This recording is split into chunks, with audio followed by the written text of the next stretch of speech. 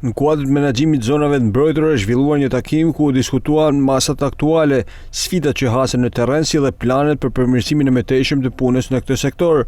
Gjatë takimit u theksuar rëndësia e forcimit të mbrojtjes së zonave të mbrojtura, rritjes së bashkëpunimit institucional dhe menaxhimit më efikas të burimeve natyrore. Menaxhimi i këtyre zonave të mbrojtura ka sfidat e veta.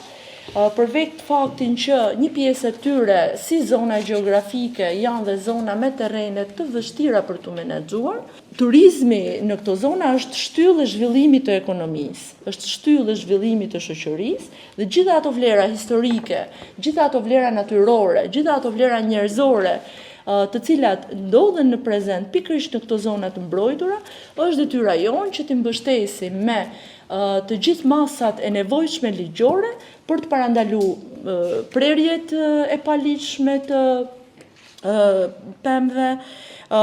Janë marrë mjaft masa për të minimizuar mundësinë e zjarreve ose për të lehtësuar aksesin nëpërmjet shtigjeve të hapuna në këto zona të mbrojtura. Gjithashtu një sër masash janë marrë edhe në minimizimin e ndotjes së ujrave, janë bërë mjaft fushata, qoftë edhe pastrimit të mbetjeve apo të inerteve. Janë disa, le të themi, projekte në përmirësimin e infrastrukturës në zonat e mbrojtura, infrastrukturë e cila do jetë në shërbim të turistëve, siç janë shtigjet mjedisore. Tashmë ne kemi një platformë të dedikuar për shtigjet mjedisore, në të cilën janë publikuar të gjithë shtigjet e zonave të mbrojtura, shtigje që tregojnë gjatësinë e tyre, vështirësinë e tyre, pikën e fillimit, pikën e mbarimit, qoftë edhe informacion për resurse të tjera interesante që mund të jenë pranë këtyre shtigjeve. Po ashtu kemi dhe një listë të finalizuar të monumenteve të natyrës. Ne mund të themi që qarku i Shkodrës është qarku i cili ka sipërfaqen më të madhe të territorit dhe sipërfaqen e zonave të mbrojtura, që përfshin rreth 105.000 hektar dhe 115 monumente natyrore.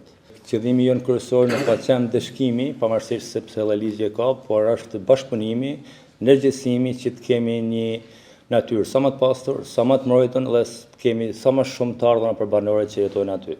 Kjo ka qenë një ndër sfidat kryesore të Agjencisë Kontrollit të Zonave të Mbrojtura dhe të Ministrisë tonë, që trojmë balansat mes dëmtimit që sjell turizmi masiv që vitet e fundit fatmirësisht në Alpe dhe në gjithë territorin e Shkodrës ka pas një rritje shumë madhe. Mund të themi që vetëm vitin e kaluar ne kemi pasur mbi 1 milion vizitorë në zonat e mbrojtura. Takimi u vlerësua si një hap i rëndësishëm për forcimin e bashkëpunimit institucional dhe për një menaxhim më të qëndrueshëm të zonave të mbrojtura në të ardhmen.